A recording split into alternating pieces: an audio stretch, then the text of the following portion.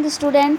हाँ, आज हम कक्षा 10 की सामाजिक विज्ञान का भूगोल विषय का पहला चैप्टर संसाधन और विकास के बारे में आपको पढ़ाएंगे। ठीक है, संसाधन क्या होता है इसके बारे में बताएंगे। हमारे पर्यावरण में उपलब्ध प्रत्येक वस्तु जो हमारी ज़रूरतों को पूरा करने के लिए प्रयोग की जा सकती हैं और उसके लिए प्रौद्योगिकी भी उत्पन्न हो, और वह एक संसाधन होता है। लेकिन सबसे पहले ये जानने की ज़रूरत है कि प्रौद्योगिकी होता क्या है। ठीक है, हम किसी भी चीज़ को अपने लिए उपयोगी बना सकते हैं।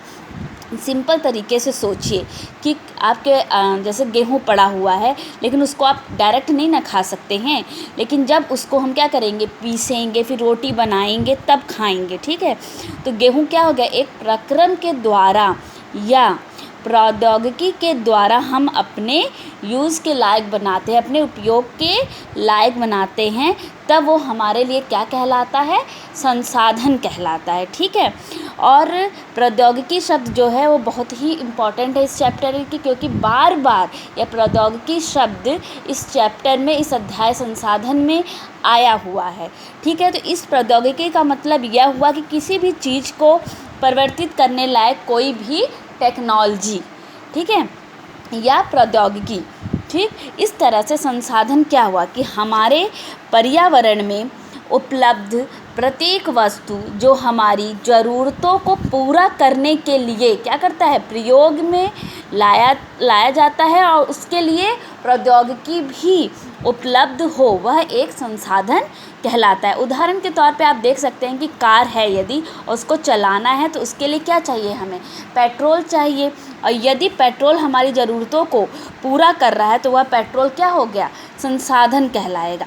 संसाधन हम उसी को कहेंगे जिसे उपयोग करने के लिए हमारे पास टेक्नोलॉजी हो, प्रौद्योगिकी हो।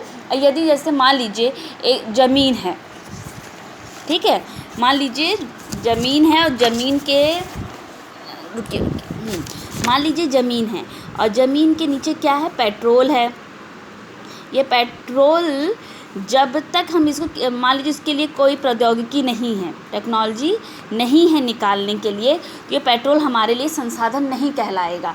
यही टेक्नोलॉजी है, प्रौद्योगिकी द्वारा हम पेट्रोल को बाहर निकाल ले रहे हैं, खोद के निकाल लिया जा रहा है बाहर, तो ये हमारे लिए एक संसाधन कहलाएगा। इस तरीके से संसाधन का मतलब समझ में आया आपको कि हमारे पर्यावरण में, हमारे आसपास जो भी वस्तु है जो हमारे ज़रूरतों को पूरा करने के लिए उपयोग में लाया जाता है, वह एक संसाधन कहलाता है। संसाधनों को कई प्रकार में बांटा गया है, जिसमें सबसे पहला है उत्पत्ति के आधार पर, जिसको भी दो भागों में बांटा गया है। पहला है जैव संसाधन। ठीक है, जैव संसाधन वे संसाधन होते हैं जिसकी प्राप्ति जो होती है वो जीवों से होती है, जैसे जिसमें जीवन होता है, जैसे वनस्पति है, पशु है, मनुष्य हैं, कीड़े मकोड़े हैं, कुछ भी है। जैसे पशु को ले लीजिए, पशु में भेड़ ले लीजिए, इससे हमें क्या मिलता है, ऊन मिलता है, दूध मिलता है, जो इसको हम अपने उपयोग में लाते हैं वो हमारे लिए उपयोगी हो जाता है, इसलिए वह क्या हो गया, हमारे लिए एक संसाधन हो गया, जैव संसाधन।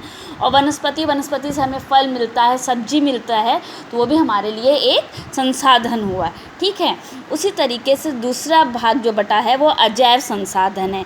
ये वे संसाधन होते हैं जो निर्जीव वस्तुओं से बने, जिसमें जान नहीं होती है और उससे हमें प्राप्त होता है, जैसे चट्टानें हैं और धातुएं हैं। ठीक है, चट्टानों में भी क्या होता है, चट्टान लीजिए, चट्टान में लोहा है, ठीक है, ये बना जैसे लोहा है, तो लोहा जो है जब तक इसको हम लोग निकालते हैं, खान से खोद के जब निकाला जाता है तब ये कच्चा होता है, और उसको लौह, जब तक ये कच्चा होता है तब तक इसको लौह अयस्क कहते हैं। जब इसको हम प्रौद्योगिकी के द्वारा, टेक्नोलॉजी के द्वारा इसको परिवर्तित रूप देते हैं, तब ये क्या हो जाता है, लोहा हो जाता है, अपने उपयोग के लायक बनाते हैं। फिर खान है, जैसे ये है सोना है, तो सोना भी हमें डायरेक्ट सोने के रूप में थोड़ी ना मिलता है, उसके लिए भी इसको खोद के निकाला जाता है, और इसको प्रौद्योगिकी के द्वारा हम क्या करते हैं, इसको रूप को परिवर्तित करते हैं, तब हमें यह सोना मिलता है। इसलिए इसको क्या बोलते हैं, अजैव संसाधन। जो हमें निर्जीव वस्तु से मिली है, जिसमें जान नहीं है, उसको हमने अपने उपयोगी बनाया है। ठीक है, इस तरह से इसको फिर दूसरा भाग जो बटा समाप्यता के आधार पर, पहला आपने उत्पत्ति के आधार पर देखा, जो दो भाग हैं, जैव संसाधन, अजैव संसाधन। फिर दूसरा आपने देखिए समाप्यता के आधार पर, जैसे किसी लिमिट मतलब कितना है यहाँ पर, उसके आधार पर दो भागों में इसको बांटा गया। ठीक है, नवीकरणीय संसाधन और अनवीकरणीय संसाधन। ठीक, वे संसाधन जिन्हें भौतिक रासायनिक या यंत्रों के द्वारा बनाया जा सकता है। यंत्रों के द्वारा क्या पुनः बनाया जा सकता है, जैसे सौर ऊर्जा और पवन ऊर्जा। नवीकरणीय मतलब तो जो कभी ख़त्म नहीं हो सकते, जो कभी ख़त्म नहीं हो सकते। ठीक है, तो सौर ऊर्जा कैसे होगा? सौर ऊर्जा जैसे हमको सूर्य से जो शक्ति रोशनी मिलती है उससे सौर ऊर्जा बनाया जा सकता है। पवन ऊर्जा, हवा जो कभी ख़त्म नहीं हो सकता, उससे हम क्या बना सकते हैं? पवन ऊर्जा। और पवन ऊर्जा जो होता है वो क्या होता है? उससे हम बिजली तैयार कर सकते हैं। ठीक है, जो मतलब कभी ख़त्म नहीं हो सकते उसको हम दोबारा बना सकते हैं। और किन प्रक्रियाओं के द्वारा? भौतिक, रासायनिक और यंत्रों के माध्यम से। फिर दूसरा भाग है आपका अनवीकरणीय योग्य संसाधन। इन संसाधनों को बनने में बहुत लंबा समय लग जाता है, जैसे खनिज और जीवाश्म ईंधन इसके उदाहरण हैं। तो अनवीकरण का मतलब ये हुआ कि एक बार जो उपयोग करने के बाद उसका दोबारा उपयोग नहीं किया जा सकता। ठीक है, तो इन संसाधनों को बनने में काफ़ी ज़्यादा टाइम लग जाता है।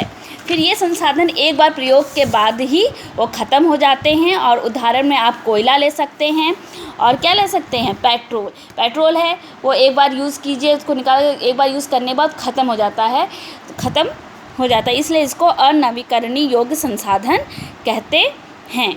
ठीक है।